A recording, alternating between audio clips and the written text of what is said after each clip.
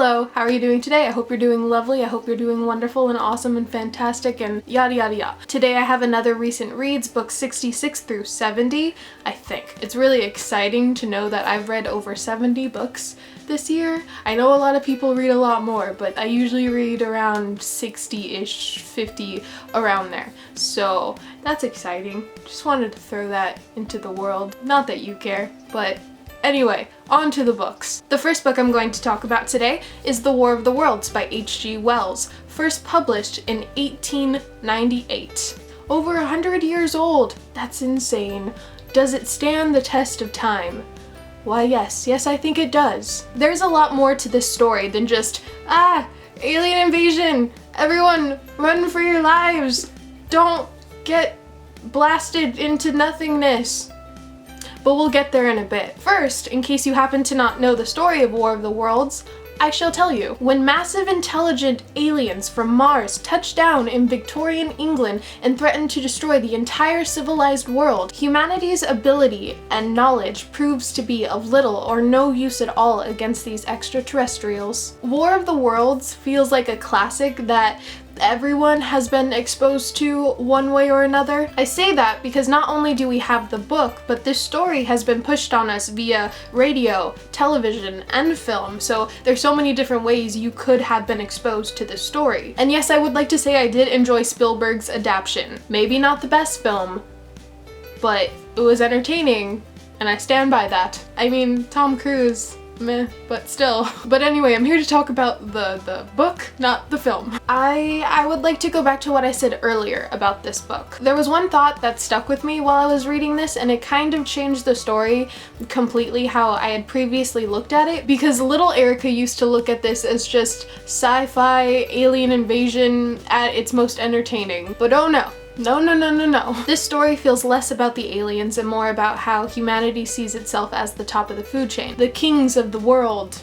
The rulers. The whatever, you know what I mean. Sorry to bash humans as a whole, but I'm going to anyway. We as humans have always thought that whatever serves us is good and right, despite whatever damage is done to the earth, or any living creature on it. The alien invasion, at least to me, was just there to show us how blind and ignorant we can be. After the invasion, there's some mention of cohabitation. The surviving humans, I think, are compared to rodents or some sort of small animal. The aliens, as the new top dogs, will leave us be because we're kind of harmless to them, unless of course they run out of food, which is our blood. It's ironic because isn't this how animals see us? But even that's not true, which is sad. We humans don't just hunt animals for survival, we also hunt for fun, for sport, for consumerism. I feel like I'm getting off topic again, but great book. I enjoyed it a lot. I need more science fiction and H.G. Wells to read now. I want to read more by him.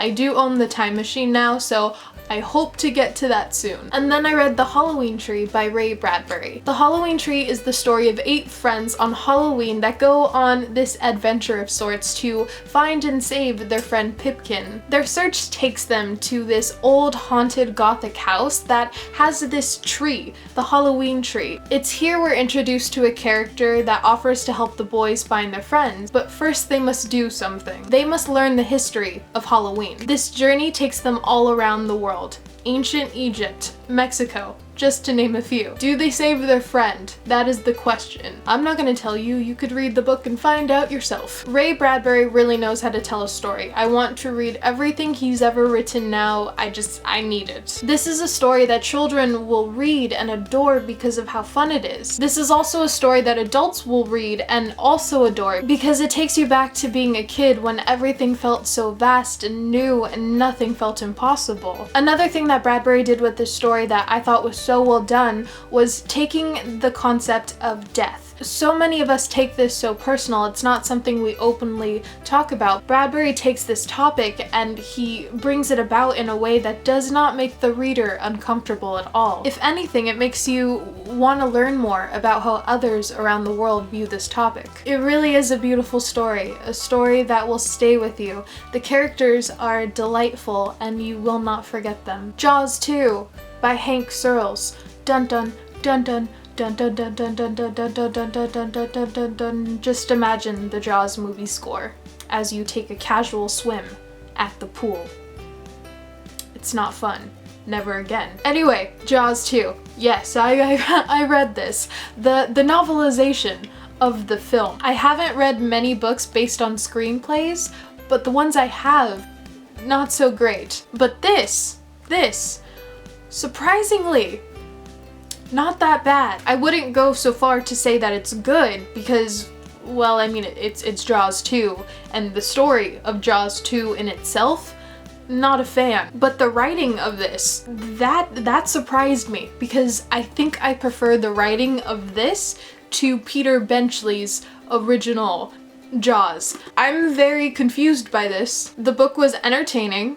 I couldn't put it down. As for the story, we have a female shark and she's about to eat some humans. Nothing new. This book is better than the film, but is that really saying much considering the film is so bad? I don't know. I enjoyed the reading experience of this more so than that of the first book, but I don't think it's better than Peter Benchley's book, and the reason for that is because nothing in the second book beats the first chapter of the first book. The first chapter of the first book, if you haven't read it, it's the opening scene of Jaws, and that chapter is just gold. Gold, gold, gold. Would I recommend Jaws 2? Probably not, unless you're a die-hard Jaws fan or you have some weird interest in sharks like I do. And then I read the complete short stories of Ernest Hemingway. Up until a couple months ago, I had never read any Hemingway. I wasn't familiar with any of his works. I knew who he was, but that was about it. And to be quite honest, I was never planning on reading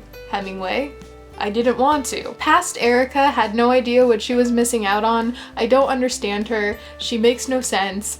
It's fine. I wouldn't have read Hemingway if it wasn't for Book Yoda, so thank you, Book Yoda. Oh, wise, all-knowing Book Yoda. Yeah. If you haven't subscribed to Strip Cover Lit, go do that now. You can thank me later. I'm not sure how I want to go about talking about this. I don't really want to talk about every story in here because there are a lot, and if I did, I would be here forever and I fear I would bore you. Instead, I think I will tell you how I felt about the collection as a whole, because that's simple. The stories in here are incredibly moving, very real, and they vividly portray all kinds of examples of human nature. And I'm sure if you were just skimming these stories, it would fly right over your head and you wouldn't catch it. But if you just take the time and look a little closer, there is so much there. So much. There's more to these stories than just fishing, shooting, bullfighting, war, murder, and so on. Reading these stories, I think you learn a lot about yourself. I know I did. I think that's probably why it's one of my favorite reads of this year. I think that's all I wanted to say about this. I enjoyed this a lot, and I know that I will go back and reread the crap out of this. The last book I'm going to talk about today is The China Study by Colin Campbell and Thomas N. Campbell. This book is praised by a lot of people. Some even say that it's the most important book on nutrition and health and that everyone should read it. I had wanted to read this book for years, but I'd always pushed it to the side, and I honestly don't know why, but I finally read it and I'm glad I did. The China Study mainly talks about a plant-based protein diet versus an animal-based protein diet and how the nutritional benefits of a plant-based protein diet far exceeds that of an animal one. There are things I really liked about this book, but there is one thing in particular that really bugged me about this book so much, but I will get to that later. First, the good. For starters, this book has excellent nutritional information that everyone can benefit from reading. Also, you're really given an inside look at the food industry and the power it holds on the American diet while promoting such unhealthy foods. And I think the reason why I like this book the most is because it's gotten so many people to change the way they eat, the way they look at food. How the small meal on your plate in front of you may seem like nothing, but is rather a part of something much bigger and more damaging than we'd care to confront. So with all of those points, yes, it's a great read. I would highly recommend it. But there is something that really bugs me about this book so much. For a book called The China Study, in giant letters, The China Study, very little of this book actually went into depth on this study, which was absolutely infuriating. I thought this book was going to give me all of these exciting results, what went into the research, the findings, the analysis, analysis, the facts, all of that, but you're not given really any of that at all. Maybe 15 pages of this book is dedicated to the China study, but that's it. And in those 15 pages, you're not really given a lot of information that feels conclusive, that feels satisfactory. It kind of made me feel cheated. Why would you call yourself that if you're not going to talk about the study more? Overall though, I do see the benefit of everyone reading this book, so I would recommend it,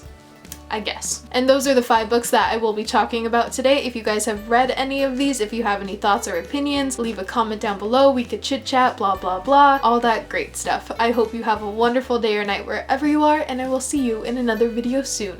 Bye.